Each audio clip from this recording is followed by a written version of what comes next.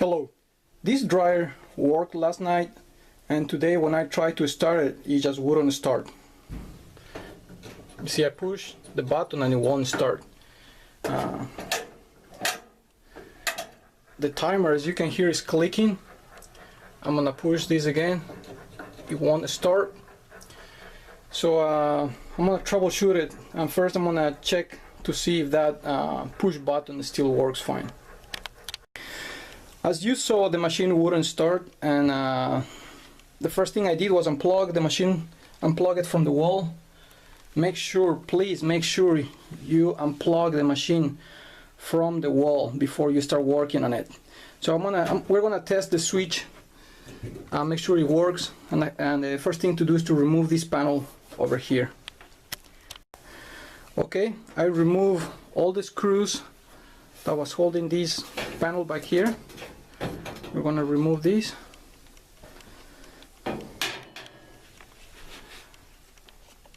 And this is the switch that we're gonna test. Okay. I'm using a multimeter to test the switch. As you can see, I have put it on this setting. It's called diode mode setting, and it will produce a sound. So I connected one lead to one terminal, and I'm gonna connect this black lead to this other terminal. And when I push the button, if the multimeter makes a sound, that means that this button is working correctly. So the red one to one end, to this end right here, and the black one I'm gonna put on this end right here. The black one will go on that end. So as you can see, I have the leads from the multimeter connected to the switch. I'm gonna push the button. We hear a beep from the multimeter. That means this switch is good. That's not the problem. So we're gonna continue troubleshooting. We checked the push start button, and we heard a beep when we plug it down. We connected the switch to the multimeter. That beep tells us that the switch is good. We know the timer is good. We heard it clicking at the very beginning.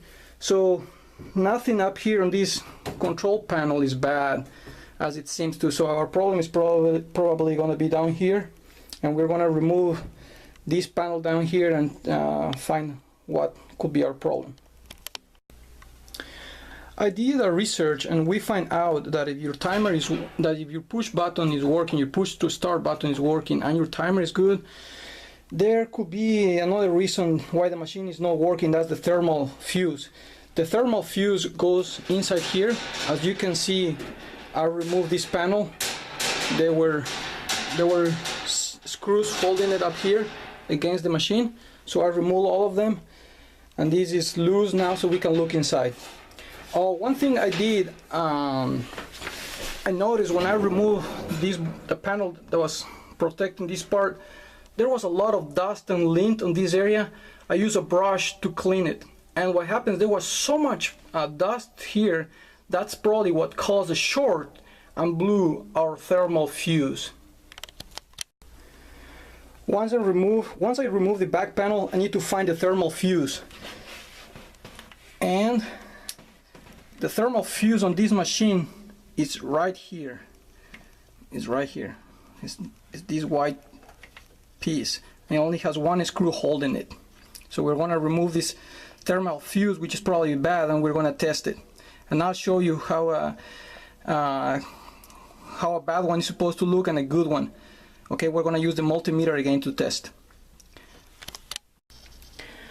I removed the bad fuse, and I went to the store and bought a new thermal fuse.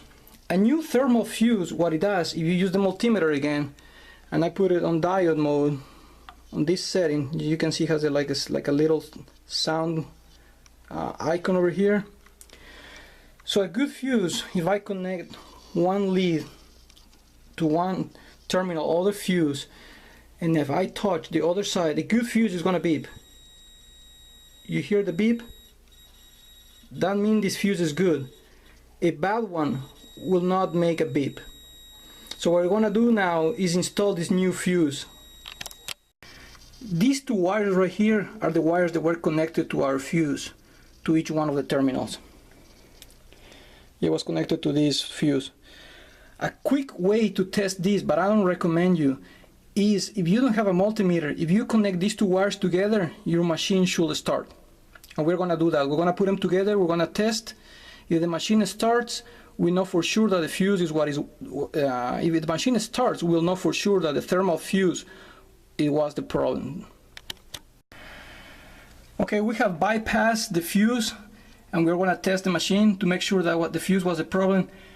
Please be very careful on this point. We're going to plug the machine back to the wall and trying to start it. And if it starts, we know that the problem was the fuse for sure.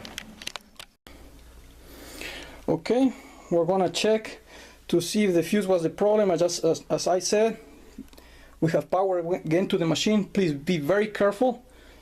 I'm going to start the timer. Push start. Yeah, as you can hear, that was the problem. The machine is running again. Alright, again, we're going to unplug the machine from the wall. We know the fuse is the problem. Again, make sure you unplug it. Don't work inside the machine when it's plugged.